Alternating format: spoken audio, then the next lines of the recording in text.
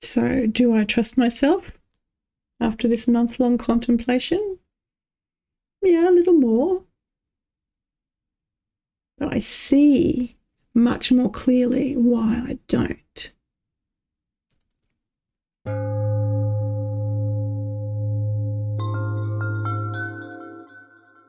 This month I've been contemplating trust. Trusting the flow of life is the big container,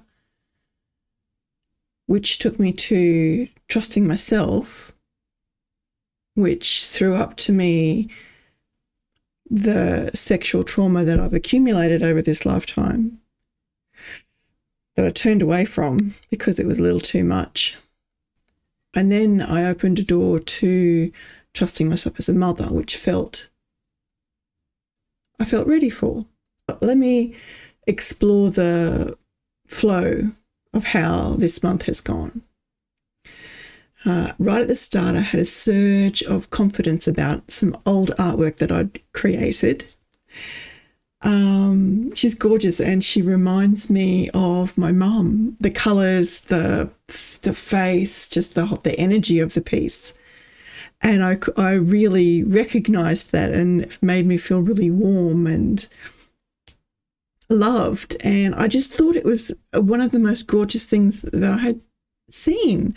And it's hidden away in the pages of an old journal. I can remember when I created it feeling quite ashamed because it didn't look like the tutorial that I'd been following at all. Back then, I didn't recognise that it was my style. After creating many more pieces, I see, looking at it now, that it's my style. It's this particular tutorial in my style. And I could appreciate that. And so that was kind of exciting. And I felt a lot of warmth for myself and for this little figure in the artwork. And so that was really interesting. That little piece with the old artwork happened after I'd started thinking about the contemplations and after I'd kind of turned away from the sexual trauma thing because it was too much. It's interesting that my mum's energy showed up in this artwork, right? Oh wow, I'm just seeing that now as I talk about it. Thanks, Mum. Thanks, Mum. Oh, thanks, Mum. Okay. And so early in the month, after I didn't step through the door, the sexual trauma door, which I'm now able to talk about fairly easily, actually, but it's after having done all this other processing, which I'll kind of take you through now. There was the crone came through early and I could feel that there's rage there. And I know that I'm kind of heading towards being able to feel rage and feel safe to feel rage. I'm not sure what that looks like yet, but I think it has something to do with my big torn canvas over here. I have a canvas, had it for years now. A shelf fell on it and it has a big hole in it. And I want to do a painting. She's calling for a painting over here, my rage crone, on a red canvas background. And I know that it's coming through. And maybe next month. I thought it would be this month, but it hasn't happened. What did happen was that I went into contemplating trusting myself as a mother and allowing myself to acknowledge that I felt ashamed of moving so far away from them, like literally to the other side of the world, over a decade ago now, for reasons that I thought were loving and caring to everybody involved in the situation. I was doing the best that I could. We all do, right? Because we can't do anything else other than the best that we can in the moment. So I was doing the best that I could. But I felt really guilty and ashamed, like deep shame, for a long time.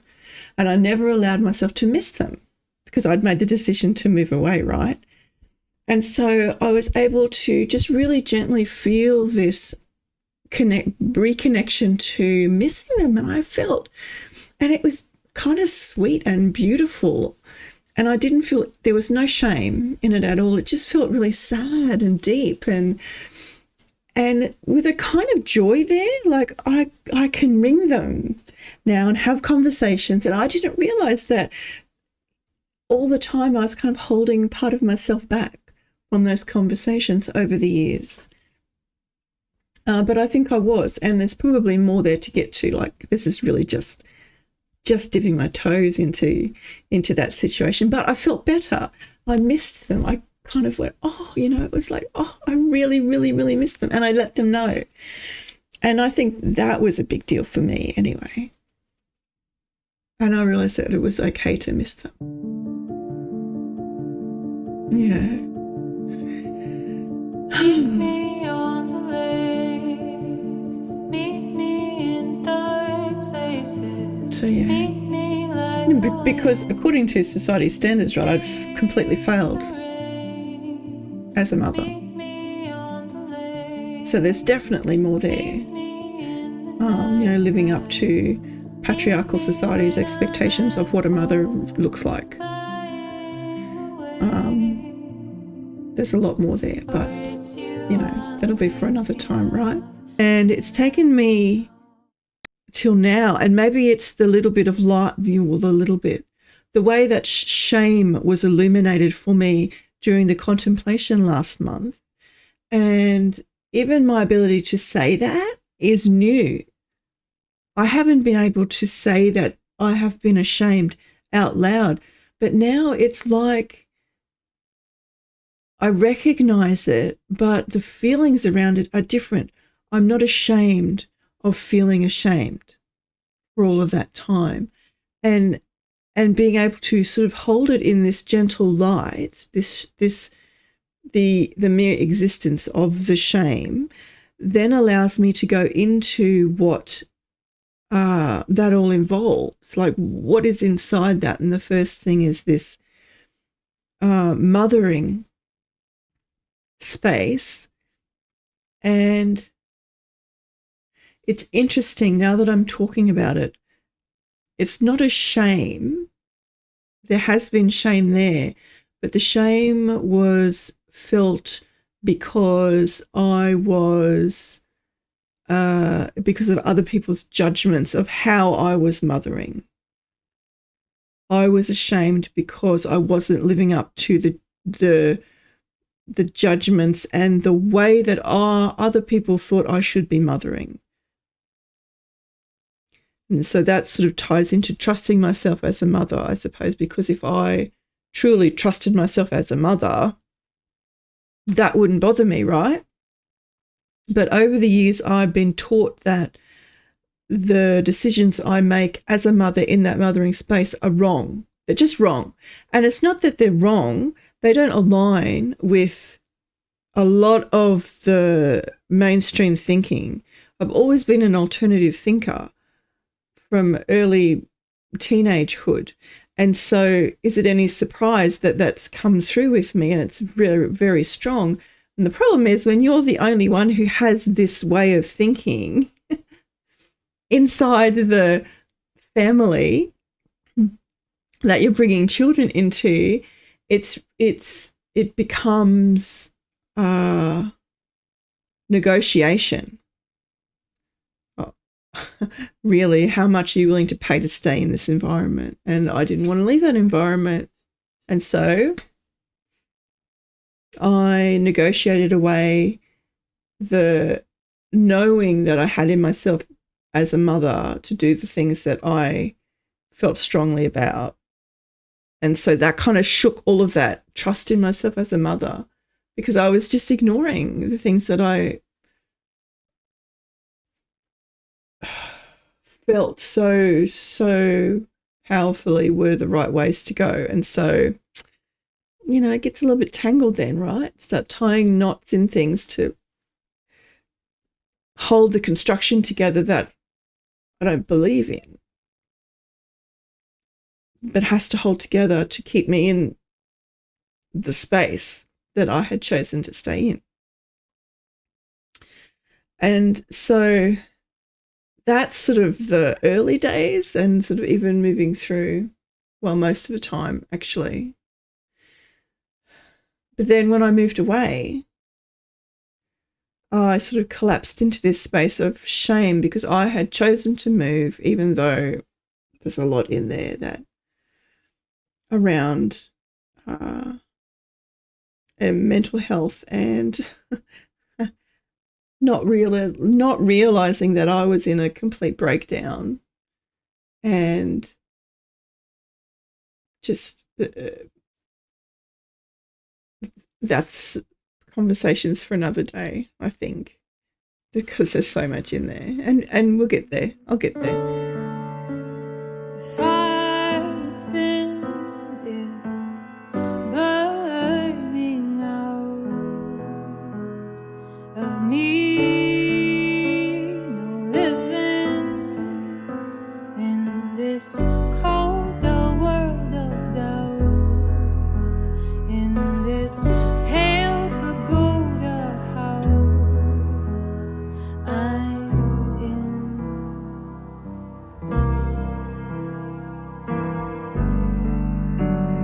Only one thing makes it better,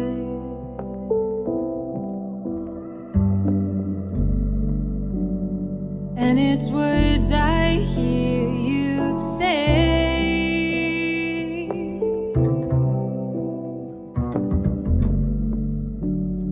It's not written in a letter.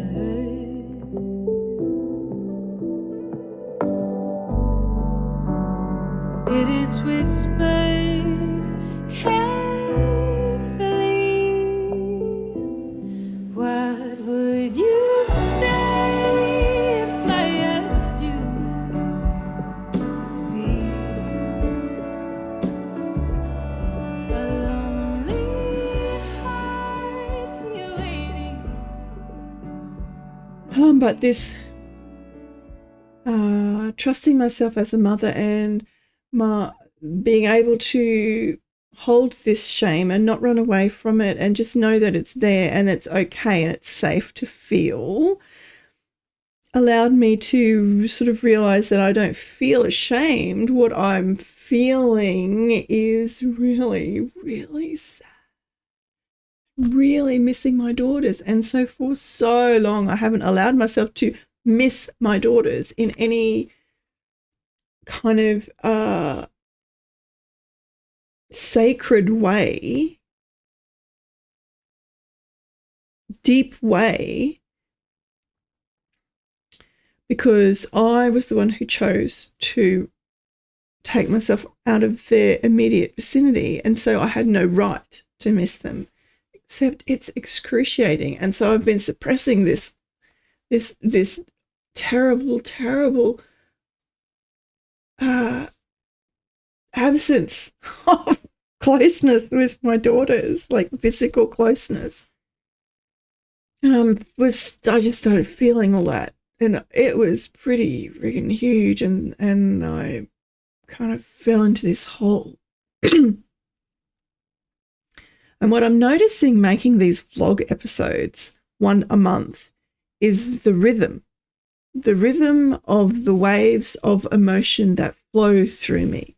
And it seems that at some point during the month, and I haven't connected it to the lunar cycle or my hormonal cycle yet, maybe I'll get there, but what I'm noticing is at some point I go crash right down into what is the point of me, into like this despair space of why am I even bothering? And then, and also what I'm noticing is that I'm not down there as long as I used to be. And I notice sooner that I am there in that space, and I am able to make decisions like I'll go meditate, or I'll go write in my journal, or I'll go play my recorder, or I'll go draw, scribble some colours on a page. I'm more able to make those decisions when I'm down there, which then help me to emerge from the despair you know, sooner and more powerfully, like come back with, it's like I go down into the depths and bring back this new knowledge about myself that I didn't have before. Yeah. And so it's interesting. I really think that spending a month on one contemplation and really finding out how all of those threads weave together is a really good way for me to tell you the story of how it all fits together, because it gives me time to see how it all fits together and then give it a narrative that makes sense with all of the elements. So yeah, I'm going to continue working on this altered book, and that's what will be in Getting Messy this month. There's going to be a lot of gesso in my day. Gesso is the stuff that you put on, it's the like a chalky white paint that you prepare canvases with, just in case you didn't know. And so what I'm doing is putting layers on my inside this altered book to prepare the surfaces for what comes next. And I'm not sure what will come next, but I have more paint sticks on the way in pastel colours for my magical mermaid daughter, who has a lot of that energy going on, and so pastel pinks and all of the colours. So we'll see. Anyway, that's what I'm up to today. That's my update, and I come on here to give them because otherwise I forget. I was lying in bed the other night going, get out of bed and write in your journal because you will not remember tomorrow. And I was feeling all of this stuff so strongly and I could see the connection so clearly. And then I got it the next day. And I was right the night before. I should have gotten out of bed and written in my journal at the time so I could capture the intensity and the nuance of all of the things that were, you know, telling me their story. Next time, hey? Yeah, next time.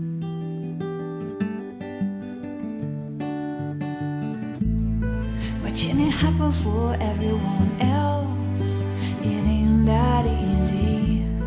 Trying to be happy for everyone else when I'm feeling so needy. I don't know why I feel this way, just wanna have my say. I don't know why I feel this doubt, just wanna work it out. Turn on the light, don't know what I'm doing right here. With no one on my side, I don't know where I'm going from here. I gotta move on. Through all of this, art is my therapy. The art journaling I do, the drawings that I do. And so when I was feeling really sad and kind of empty about missing my daughters when I was just going into that space, I did a bare lines drawing, and that helped bring me back into my body, and I felt reconnected again, and then I was able to feel sad rather than empty about missing them. Art, really. Draw pictures, splat paint. It's a really good thing to do. What else did I do this month? Play drums for the first time in like about a year.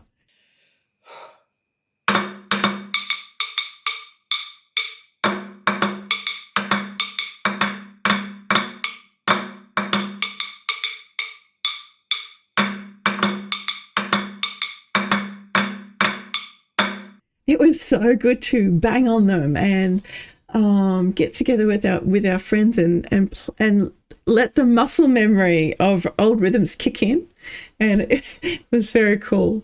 Like, it's really amazing how your body remembers. I didn't, after all of this, like I didn't produce an art journaling video this month because I've been preparing an altered book. My daughter got engaged. which kind of, maybe that's what triggered off the trusting myself as a mother and allowing myself to miss my daughters, all these big milestones that they're having, that I'm not there to, physically put my arms around them and congratulate them or comfort them or, anyway. So I thought, I'll make a special something for her. And I started altering a book that I'll fill with, I don't know yet. But the preparation is layers and layers of gesso. And in between each layer, sanding. So paint a layer, sand the layer, paint another layer, several times on 10 double-page spreads. And I didn't think that would be very interesting viewing. And I really wanted to do it. And it takes time because you've got to let things dry. And so I just didn't. And I tried to feel guilty about that, and it didn't work. I don't feel guilty about not creating the art journaling video, because this was my getting messy.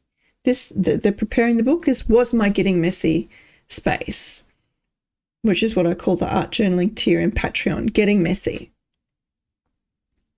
Because there was bits of paint everywhere, there was gritty bits everywhere. I was really, I had it all over my hands.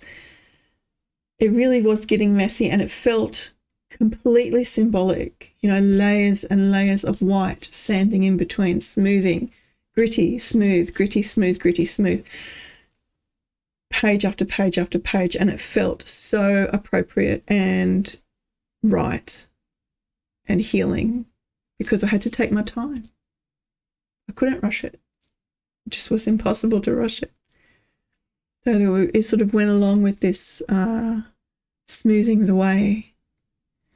And, I don't know, was it whitewashing or like stripping myself back to innocence? Probably both. Each time I open a door of contemplation and look into the shadows of the room, it takes effort to remember that the light's behind me and I am the one casting the shadow. It's always been me. And I gradually reveal the truth the room contains as I heal. My art and my writing is how I heal. And I hope that taking you through my process inspires you to find the ways that you can heal that are your style,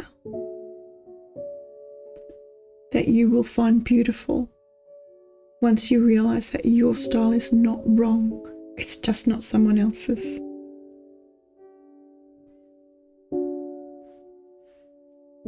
Thank you for watching. I'm so glad you've been here. Go and check out my stuff on Patreon. There's lots of chatty videos. I'm a talker. Can you tell? Lots of stories, lots of journaling, lots of art. So maybe I'll see you there.